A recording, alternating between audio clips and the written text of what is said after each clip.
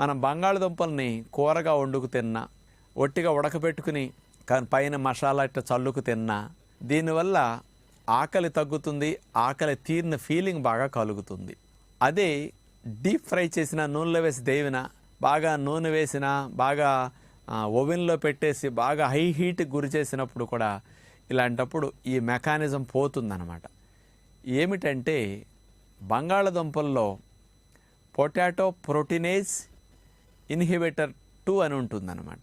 ఇది మన పొట్టలోకి వెళ్ళాక జిఐటీలో గ్యాస్ట్రో ఇంటెస్టినల్ ట్రాక్లో కొలిసిస్టోకైనిన్ అనే దాన్ని విడుదల చేస్తుందన్నమాట.